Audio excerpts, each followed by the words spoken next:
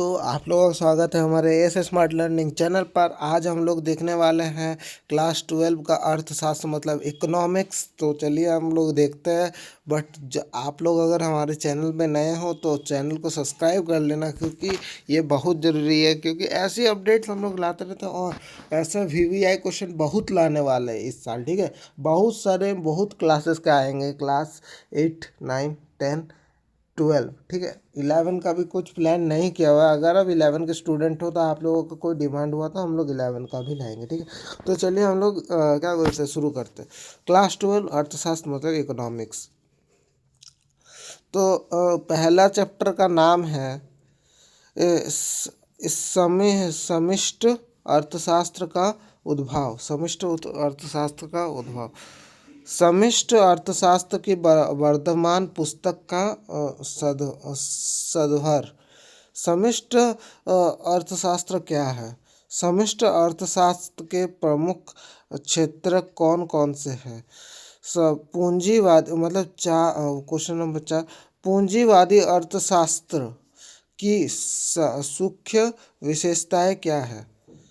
इसके बाद है व्यष्टि अर्थशास्त्र की समष्टि अर्थशास्त्र के अंतर बताइए। और 1929 की महामारी का वर्णन करें। तो ये सब जो प्रश्न है ना, इसके उत्तर आज हम लोग नहीं देखने वाले हैं। मतलब ऐसा करें ना कि आपने तो गाइड लिया ही होगा, वो शर्मा क्या बोलते हैं गाइड आता है, सुधांशु सर ने बोला है मेरे को, तो वो वाला गाइड तो लिया ही होगा।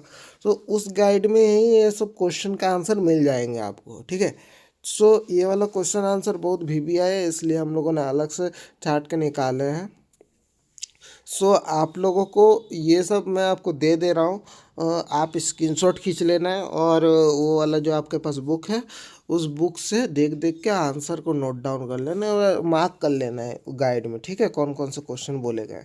सो इतना ही है, आगे बढ़ते हैं हम लोग। आगे है राष्ट्रीय आय का आलोकन। ठीक है, आलोकन। तो चलिए शुरू करते हैं। पहला प्रश्न है कि राष्ट्रीय आय का आलेखन क्या है?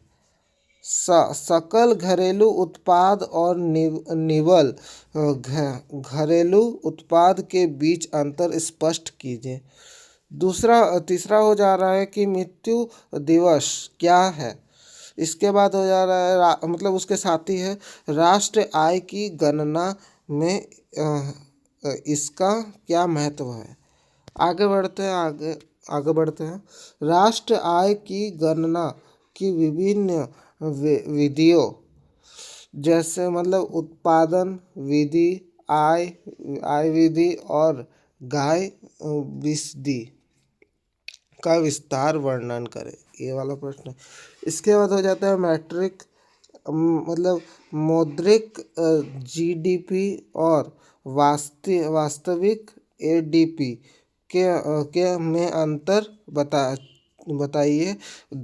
मतलब सकल घरेलू उत्पाद का आकलन को समझाइए। आगे बढ़ते, मुद्रा और बेकिंग। ठीक है,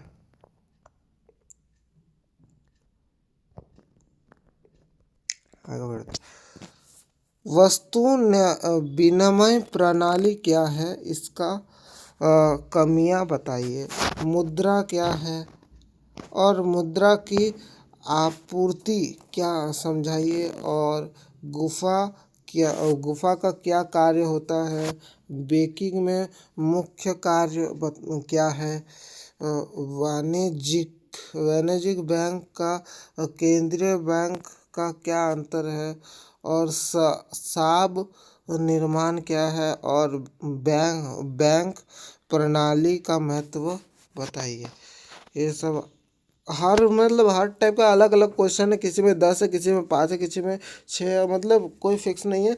जो जो आपको इम्पोर्टेंट हमें लगा है सो आपको मैं दिखा रहा हूँ। ठीक है, आगे बढ़ते हैं। आगे है कि मुद्रा गणक क्या है और इसकी गणना कैसे की जाती है? उदाहरण की संहिता की से समझाइए। ठीक है, इसके बाद अंतिम उपाय का ऋणदाता के रूप में केंद्रीय बैंक की भूमिका समझाइए। इसके बाद आ जाता है लास्ट प्रश्न इस चैप्टर का। आगे और चैप्टर्स है, ठीक है, 6 चैप्टर से हम लोगों ने क्या है। भारत से समुद्रता पूर्ति की शुद्धता पूर्ति की विकल्प परिभाषा क्या है। आगे बढ़ते हैं। आय और रोजगार के निर्धारण, ठीक है, निर्धारण। पहला प्रश्न हो जाता है संग्राम, ठीक है, समग्र मांग से आप क्या समझते हैं। दूसरा प्रश्न होता है समग्र पूर्ति क्या है।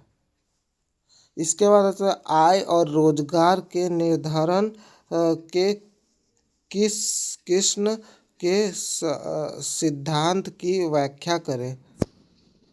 इसके बाद आंतरिक मांग और अपूर्ण रोजगार संतुलन में क्या अंतर है, ठीक है। इसके बाद है मिथ्यात्व का विरोधाभास क्या है। समग्र मांग के घर को समझाइए, ठीक है। आगे बढ़ते हैं। बचत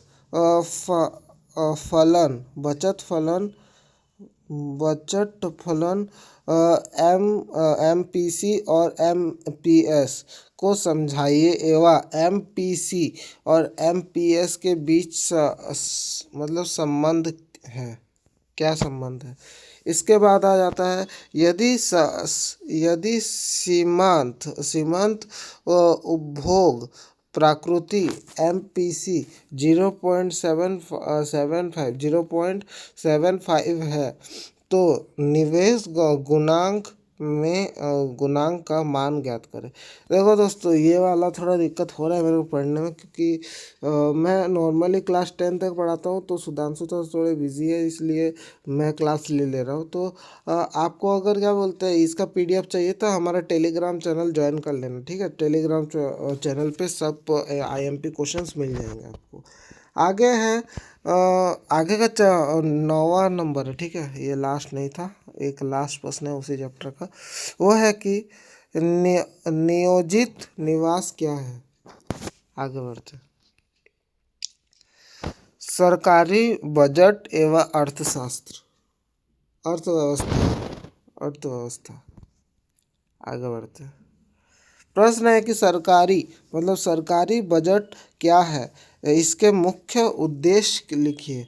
इसके बाद आ जाता है राजस्व स्वयं और पूंजीगत वाश के बीच अंतर स्पष्ट कीजिए। और प्रत्येदा मतलब कर पे प्रत्यक्ष कर के बीच अंतर बताइए। ये पूरा पीडीएफ सुधांशु सर ने बनाया, तो थोड़ा हो सकता है मिस्टेक हो, मतलब मिस्टेक है कुछ कुछ जगह में, जैसे इधर मिस्टेक है। इसके बाद बाजार के सभी घटक को परिभाषित कीजिए।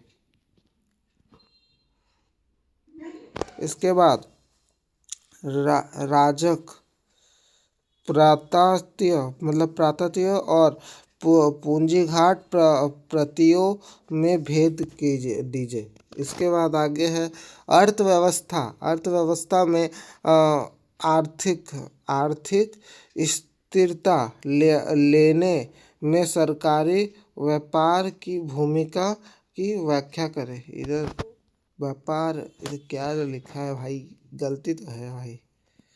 आगे है बजट के प्रकार कौन कौन से हैं। आगे 6वां, ये लास्ट चैप्टर है, ठीक है, ये लास्ट चैप्टर है। 6वां चैप्टर का नाम है खुली अर्थशास्त्र, मतलब खुली अर्थव्यवस्था, ठीक है, अर्थव्यवस्था समष्टि अर्थव्यवस्था, ठीक है। खुली अर्थव्यवस्था से आप क्या समझते हैं। आगे बढ़ते हैं। संतुलन, व्यापार व्यापार संतुलन और भुगतान संतुलन के बीच मुख्य अंतर क्या है? ठीक है। इसके बाद आ जाता है भुगतान शेष किसे स्पष्ट है, इसके घटक बताइए। ये वाला जगह पे मिस्टेक है दोस्तों, अगर आपका क्वेश्चन ये वाला मिले तो आप चेक कर लीजिएगा, थोड़ा मेरे को मिस्टेक लग रहा है।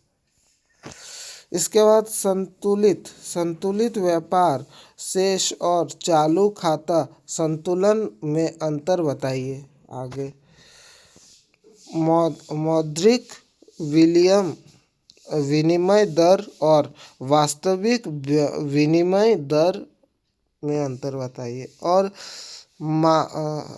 नाम्य विनिमय दर अवस्था में विनिमय दर का आधारित कैसे होता है।